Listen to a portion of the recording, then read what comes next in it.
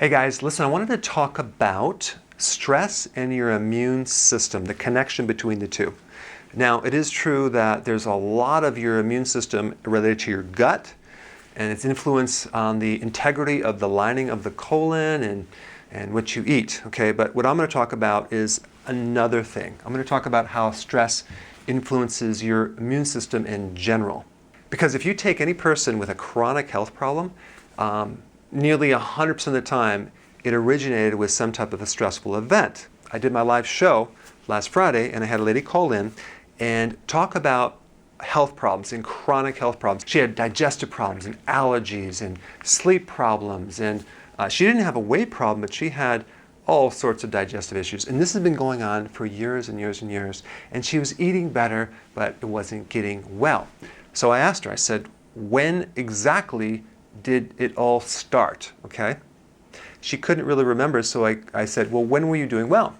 And she gave me a date. I think it was like when she was 30 years old.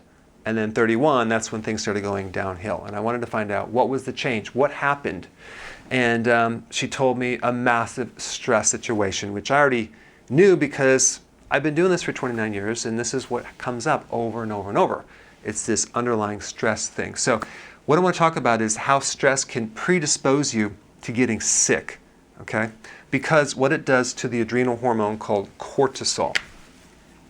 Cortisol is a type of hormone that is intimately involved in the immune response. It actually suppresses the white blood cell. It suppresses the T cells, for example, which are involved in training the immune system and getting them to learn how to fight off infections. It actually lowers the immune barrier, then allows the viruses to innervate the cells. That's why people get virus infections when they get stressed. Shingles, herpes, things like that. It actually will increase the platelets, which then can set you up for clotting factors, okay? Increases neutrophils, which then lead to inflammation. So there's a whole immune thing going on when that stress is activated. In fact, take any autoimmune disease, and stress is definitely involved in those conditions. Think about the typical treatment is prednisone. What is that? It's a synthetic type of cortisol because the adrenal hormones will decrease inflammation and decrease immune function. And so if there's an allergy involved or high levels of histamine, people take prednisone or cortisone, okay, because it has that function. So basically when the stress goes too high, we have an alteration in cortisol and adrenal function, and this leads to a drop in the defense mechanism. Now there's many different types of stress. You have physical trauma, you have surgery, you have being involved in a relationship with someone who is stressing you out 24/7. But I think the biggest stress is losses, okay? A loss of a loved one, loss of a job. That can really hit someone hardcore, and that's the health just starts going downhill. And of course there's all sorts of things that you can do, go for long walks, be in sunshine to get more vitamin D, which is all going to help the immune system.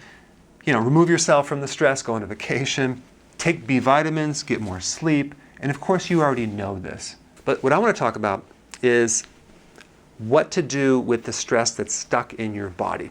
You have to realize that all the stress that you experience kind of gets stuck in the body like a sponge. This saying that time heals all, no, it doesn't. It actually makes things get worse relating to stress because all the stress tends to build up in certain parts of your body.